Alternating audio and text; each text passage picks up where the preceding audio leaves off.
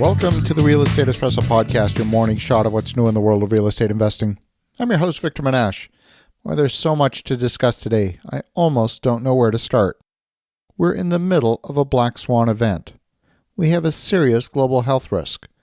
The scope and the magnitude of the impact is yet to be understood, and unfortunately we've seen bureaucrats with zero understanding of scientific information making decisions that have put entire countries at risk. For example, the U.S. State Department overruled other government departments and put 11 infected passengers from the Diamond Princess on the same aircraft as other passengers who had tested negative for the virus. The coronavirus outbreak, also known as COVID-19, is what I would call a black swan event. The idea of a black swan was coined by Nissam Taleb. He wrote a book on it by that name. It's a metaphor used to describe an event that happens so rarely in nature we almost think it doesn't exist at all. The psychological biases blind people, both individually and collectively, to the event's massive role in history. We typically can only see a black swan event in hindsight. The collapse of the financial markets in 2008 was a black swan event. A hurricane hitting a major populated area can also be a black swan event. And the terrorist attacks on the World Trade Center on September 11, 2001 was also a black swan event. What will be the economic cascade of this current situation? We tend to discuss counterparty risk as a financial issue between holders of assets and liabilities. For example, if I have a loan on my books, that's considered to be an asset, and that same loan on your books might be considered to be a liability.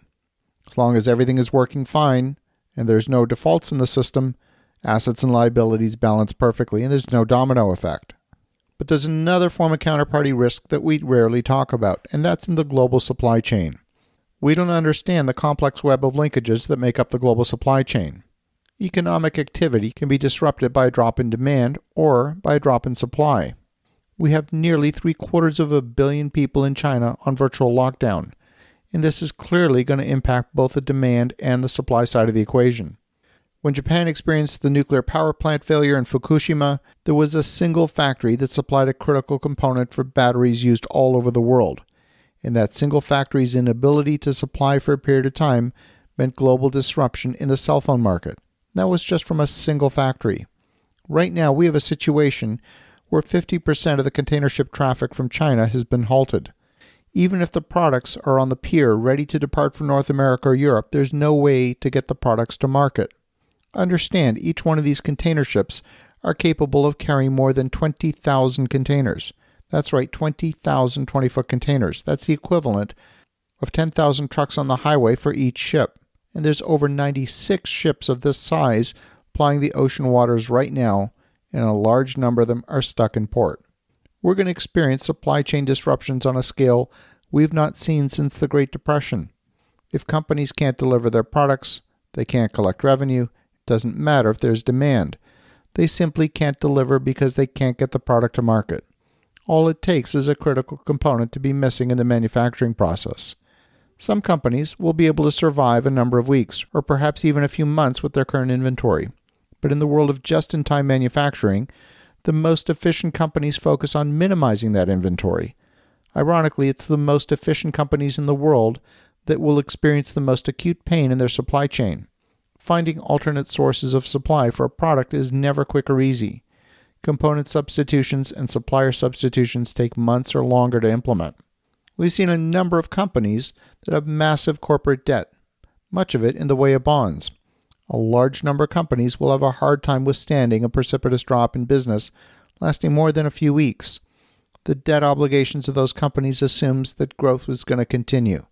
I'm predicting a wave of corporate debt defaults over the next 90 days as a direct result of the supply chain disruptions. And those defaults will have a cascade effect on financial markets. The counterparty risk in the supply chain is going to translate into a domino effect in the financial markets. Now, governments could step in with emergency funding to protect businesses affected by the coronavirus outbreak. But the question is, will they? And if they do, will they do it fast enough and under what terms? The last time there was a coronavirus outbreak in 2003 with SARS, China represented about 5% of global trade. And today, China represents 33% of global trade. And today, 7% of the U.S. trade is dependent on China. Back in 2003, Chinese tourists made up about 11 million trips worldwide, and in 2018, that number had increased to 150 million trips. We've already seen factory closures and rotating layoffs at Korean automakers. Vietnam's economy is heavily dependent on materials coming from China. Fully 50% of the manufacturers in Vietnam are already experiencing material shortages. Those same businesses that ship finished products to Europe and North America will be unable to do so. Our global economy is experiencing an unprecedented shock to the system. As you think about that, take the precautionary measures that would be prudent in a time of hardship, because in my opinion, that time is not very far away. Have an awesome rest of your day. Go make some great things happen. We'll talk to you again tomorrow.